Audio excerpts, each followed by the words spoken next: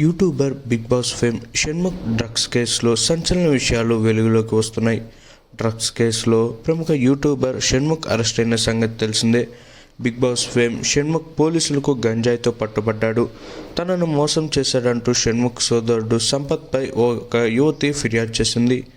ఆ కేసులో విచారణ కోసం వెళ్లిన పోలీసులు సంపత్ ఫ్లాట్లో గంజాయితో పాటు షణ్ముఖ్ బుక్ అయ్యాడు.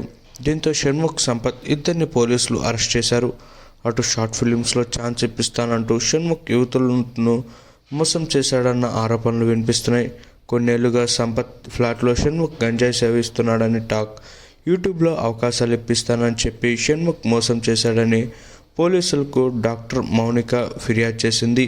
షణ్ముఖ్ ద్వారానే అతని అన్న సంపత్ పరిచయమయ్యాడని పోలీసులకు ఇచ్చిన ఫిర్యాదులో పేర్కొంది.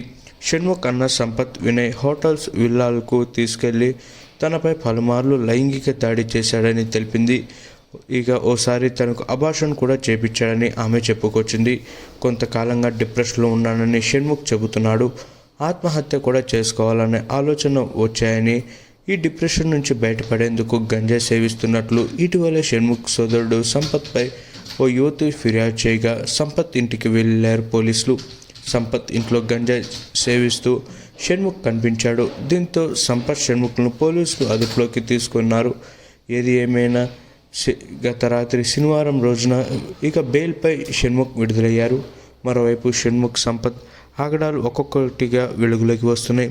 2016లో థింక్ షేక్ ఫ్రాన్సిస్ పేరుతో యువతికి సంపత్ టోకరా వేసినట్లు సమాచారం. కంపెనీలో పెట్టుబడి కోసమని 20 లక్షలు తీసుకొని మోసం చేశాడట. నెలకు 7,000 లాభం అంటూ మాయమాటలు చెప్పినట్లు తెలుస్తుంది. సంపత్ మోసం చేసినట్లు గుర్తించిన యువతి తన డబ్బులు తిరిగి ఇవ్వాలని అడిగింది. అయితే ఆ యువతిని సంపత్ బ్లాక్మెయిల్ చేశాడని తెలుస్తుంది.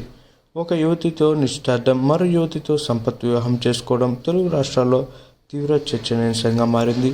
ఏది ఏమైనా ఇక తను సూసైడ్, అలాగే ఆత్మహత్య చేసుకోవాలనే ఉద్దేశంతోనే ఆ ఆలోచనలు వస్తున్నాయని, తను చాలా డిప్రెషన్లో ఉన్నాడని ఇక చూసుకుంటున్నట్లయితే షణ్ముఖ్ పోలీసులతో చెప్పుకొచ్చాడు. అందుకే నేను ఆ డిప్రెషన్ నుంచి బయటికి రావాలని, నాకు ఆత్మహత్య, సూసైడ్ ఆలోచనల నుంచి నేను బయటికి రావాలని నేను గంజాయి కొడుతున్నట్లు వాళ్ళకి చెప్పుకొచ్చాడు. ఏది ఏమైనా నా కెరీర్ ఇక నేను అనుకున్న దానికంటే చాలా మారిపోయింది. ఏది ఏమైనా నేను చాలా రోజుల నుంచి చాలా డిప్రెషన్లో ఉన్నాను. సూసైడ్ కూడా చేసుకోవాలనుకుంటున్నాను.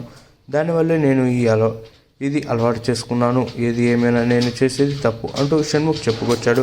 ప్రస్తుతం షణ్ముఖ్ డ్రగ్స్ విషయం 2 తెలుగు రాష్ట్రాల్లో చాలా చర్చనీయాంశంగా మారిందని చెప్పుకోవచ్చు.